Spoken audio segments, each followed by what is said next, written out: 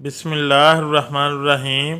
بخاری شریف کی مشہور و معروف شرح لکھنے والے حافظ ابن حجر عسقلانی رحمۃ اللہ علیہ نے تحریر کیا ہے کہ تراویح ترویحہ کی جمع ہے، اور ترویحہ کے معنی ہیں ایک دفعہ آرام کرنا، جیسے تسلیمہ کے معنی ایک دفعہ سلام پھیرنا۔ رمضان المبارک کی راتوں میں نماز عشاء کے بعد باجماعت نماز کو تراویح کہا جاتا ہے، کیونکہ صحابہ کرام کا اتفاق اس امر پر ہو گیا کہ ہر 2 سلاموں یعنی 4 رکعت کے بعد کچھ دیر آرام فرماتے تھے۔ فتح الباری شرح صحیح البخاری کتاب صلاۃ التراویح۔ تراویح مردوں اور عورتوں سب کے لیے سنت موقدہ ہے، مگر عورتوں کے لیے جماعت سنت موقدہ نہیں ہے۔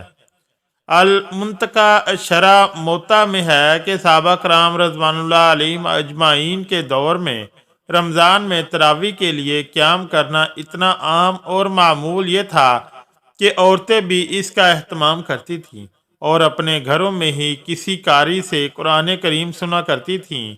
موطا الامام مالک میں روایت ہے کہ حضرت عائشہ رضی اللہ تعالی عنہا کے ایک مدبر غلام تھے، حضرت ذکوان، جو رمضان میں آپ کو تراویح میں قرآن سنایا کرتے تھے۔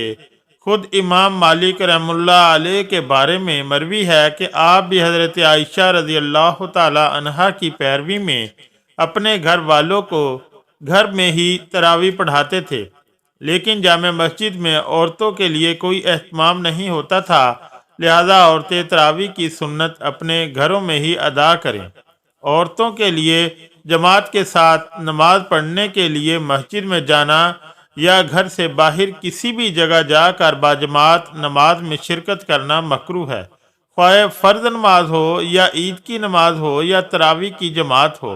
حضور صلی اللہ علیہ وسلم کے زمانے میں عورتیں مسجد میں نماز کے لیے آتی تھی، لیکن وہ بہترین زمانہ تھا۔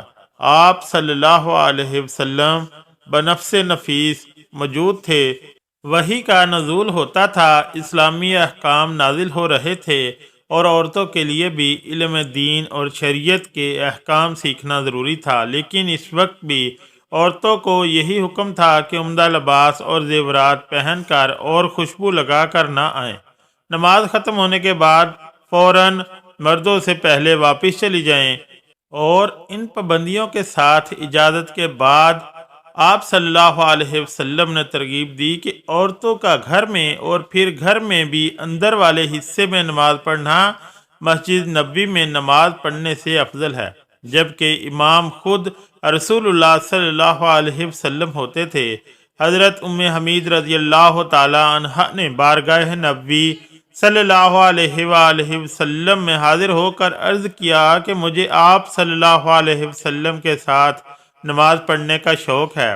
آپ صلی اللہ علیہ وسلم نے فرمایا، تمہارا شوق اور دینی جذبہ بہت اچھا ہے، مگر تمہاری نماز اندرونی کوٹھی میں کمرے کی نماز سے بہتر ہے، اور کمرے کی نماز گھر کے احاطہ کی نماز سے بہتر ہے، اور گھر کے احاطہ کی نماز محلے کی مسجد سے بہتر ہے، اور محلے کی مسجد کی نماز میری مسجد مسجد نبوی کی نماز سے بہتر ہے۔ چنانچہ حضرت ام حمید سعیدی رضی اللہ تعالی عنہا نے فرمائش کر کے اپنے کمرے کوٹھے کے آخری کونے میں، جہاں سب سے زیادہ اندھیرا رہتا تھا، جائے نماز پڑھنے کی جگہ بنوائی، اور وہیں نماز پڑھنا کرتی تھی، یہاں تک کہ ان کا وصال ہو گیا اور اپنے خدا کے حضور حاضر ہوئیں۔ نبی کریم صلی اللہ علیہ وسلم کے پردہ فرمانے کے بعد جب حالات بدل گئے اور صحابہ کرام رضوان اللہ علیہم اجمعین نے اپنے زمانے میں یہ دیکھا کہ عورتیں اب ان پابندیوں کا خیال نہیں کرتیں، تو حضرت عمر رضی اللہ تعالی عنہ کے زمانے میں صحابہ کرام رضوان اللہ علیہم اجمعین کی موجودگی میں عورتوں کو مسجد آنے سے منع کر دیا گیا، اور اس پر گویا صحابہ کرام رضوان اللہ علیہم اجمعین کا اتفاق ہو گیا۔ حضرت عائشہ رضی اللہ تعالی عنہ فرماتی ہیں کہ عورتوں کی جو حالت آج ہو گئی ہے، وہ حالت اگر حضور صلی اللہ علیہ وسلم کے زمانے میں ہوئی ہوتی تو آپ صلی اللہ علیہ وآلہ وسلم عورتوں کو مسجد آنے سے منع فرما دیتے۔ یہ اس زمانے کی بات ہے کہ حضور صلی اللہ علیہ وسلم کے وصال کو زیادہ عرصہ بھی نہیں گزرا تھا۔ ام المومنین حضرت عائشہ رضی اللہ تعالی عنہا نبی کریم صلی اللہ علیہ وسلم کا مزاج خوب سمجھتی تھی، اس لیے فرمایا کہ اگر آپ صلی اللہ علیہ وسلم کے زمانے میں عورتوں کی ایسی حالت ہوتی تو آپ صلی اللہ علیہ وسلم عورتوں کو مسجد میں آنے سے منع فرما دیتے۔ اس لیے موجودہ پرفتن دور میں خواتین کے لیے یہی حکم ہے کہ وہ اپنے گھروں میں نماز ادا کریں، یہی ان کے لیے زیادہ اجر و ثواب کا باعث ہے۔ لہذا عورتوں کا گھر سے باہر جا کر مسجد یا کسی بھی دوسری جگہ اجتماعی تراویح میں شریک ہونا درست نہیں ہے۔ البتہ اگر اپنے گھر میں ہی تراویح کی جماعت ہو رہی ہو اور گھر کا مرد ہی گھر میں تراویح کی امامت کرے اور اس کے پیچھے کچھ مرد ہوں اور گھر کی ہی کچھ عورتیں پردے میں اس کی اقتداء میں ہوں، باہر سے عورتیں نہ آتی ہوں اور امام عورتوں کی امامت کی نیت کرے، تو اس طرح عورتوں کے لیے تراویح کی نماز میں شرکت کرنا درست ہے، اس میں کوئی قباحت نہیں۔ اس طرح اگر امام تنہا ہو، یعنی اس کے علاوہ کوئی دوسرا مرد نہ ہو اور مقتدی سب گھر کی عورتیں ہوں اور عورتوں میں امام کی کوئی محرم خاتون بھی موجود ہو اور امام عورتوں کی امامت کی نیت بھی کرے، تو اس صورت میں بھی تراویح درست ہے۔ گھر کی جو خواتین امام کے لیے نامحرم ہوں وہ پردے کا اہتمام کر کے شریک ہوں، لیکن اگر امام تنہا ہو اور مقتدی سب عورتیں ہوں اور عورتوں میں امام کی کوئی محرم خاتون یا بیوی نہ ہو، تو ایسی صورت میں امام کے لیے عورتوں کی امامت کرانا مکروہ ہوگا، لہذا ایسی صورت سے اجتناب کیا جائے۔ محترم ناظرین کرام، تراویح کی نماز رمضان المبارک کے مہینے میں عشاء کی نماز کے بعد اور وطروں سے پہلے باجماعت ادا کی جاتی ہے، جبکہ خواتین اپنے گھروں میں ادا کرتی ہیں، جیسا کہ پہلے ہی وضاحت سے بتایا گیا ہے۔ یہ 20 رکعت پر مشتمل ہوتی ہیں اور 2 رکعت کر کے پڑھی جاتی ہے۔ ہر 4 رکعت کے بعد وقف ہوتا ہے جس میں تسبیح و تحلیل ہوتی ہے اور اس کی وجہ سے اس کا نام تراویح ہے۔ حضور صلی اللہ علیہ وسلم نے رمضان شریف میں رات کی عبادت کو بڑی فضیلت دی ہے۔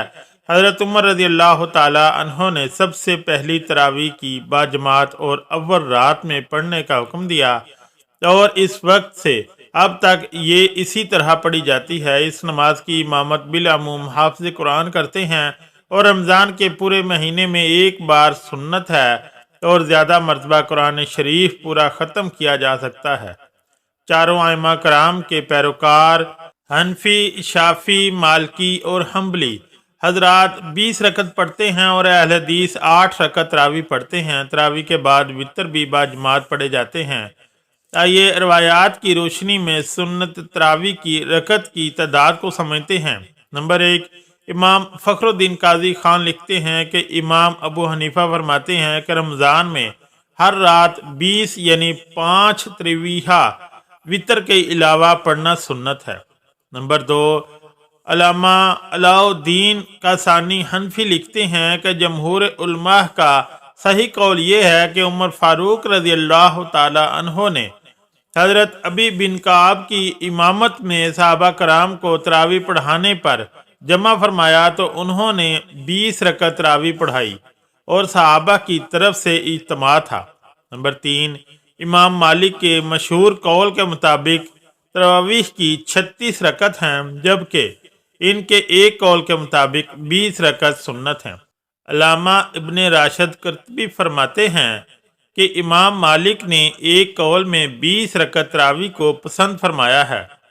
مسجد حرام میں تراویح کی ہر 4 رکعت کے بعد ترویحہ کے طور پر مکہ کے لوگ ایک طواف کر لیا کرتے تھے، جس پر مدینہ منورہ والوں نے ہر ترویحہ پر 4 رکعت نفل پڑھنے شروع کر دیں، تو اس طرح امام مالک رحمۃ اللہ علیہ کی ایک رائے میں 36 رکعت، 20 رکعت تراویح اور 16 رکعت نفل ہو گئیں۔ امام شافعی فرماتے ہیں کہ مجھے 20 رکعت تراویح پسند ہیں، مکہ مکرمہ میں 20 رکعت ہی پڑھتے ہیں۔ ایک دوسرے مقام پر امام شافعی فرماتے ہیں کہ میں نے اپنے شہر مکہ مکرمہ میں لوگوں کو 20 رکعت نماز تراویح پڑھتے پایا ہے۔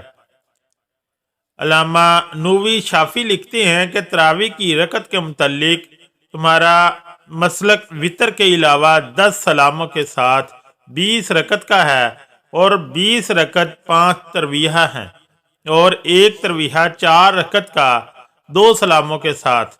यही इमाम अबू हनीफा और इनके असहाब और इमाम अहमद बिन हम्बल और इमाम दाऊद ज़ाहरी का मसलक है और काजी इयाज ने 20 रकत रावी को जमहूर उलमा से नकल किया है। फ़िक़्हा हम्बली के मुमताज़ तर्जमान अल्लामा इब्ने क़दामा लिखते हैं, इमाम अबू अब्दुल्ला अहमद बिन हम्बल का पसंदीदा कौल में 20 रकत का है और सफ़ियान सूरी भी यही कहते हैं। और इनकी दलील ये है कि जब उमर फ़ारूक ने सहाबा कराम को अबी बिन काब की इक़्तिदा में जमा किया तो वो 20 रकत पढ़ते थे। नीज़ इमाम अहमद बिन हम्बल का इस्तदलाल में रिवायत से यही है। इब्ने क़दामा कहते हैं कि ये बमंज़िला इज्मा के हैं। नीज़ फरमाते हैं, जिस चीज़ पर हज़ूर अकरम सल्लल्लाहु अलैहि वसल्लम के सहाबा अमल पैरा रहे वही इत्बा के लायक है। रहती दुनिया तक ये कौल रांझ है कि जिस अमल पर सहाबा कराम रज़वानुल्लाह अलैहिम अजमाइन और चारों इमाम मुत्तफ़िक हों जमहूर अमल है और दुरुस्त अमल है। लिहाजा सलात तरावी की दुरुस्त तादाद 20 रकत है, जिसमें हर 2 रकत के बाद सलाम फेरना और 4 रकत के बाद तस्बीह और तहलील लाजमी है। अल्लाह वजल से दुआ है कि हम सब को माह रमज़ान मुबारक में खुशू खुजू अल्लाह और रसूलुल्लाह सल्लल्लाहु अलैहि वसल्लम की अताअत और फरमा बरदारी करने की ताकत और तौफीक मरहमत फरमाए। आमीन या रब्बुल आलमीन। वीडियो अच्छी लगी तो चैनल को लाइक और सब्सक्राइब ज़रूर करें। शुक्रिया। अल्लाह हाफ़िज़।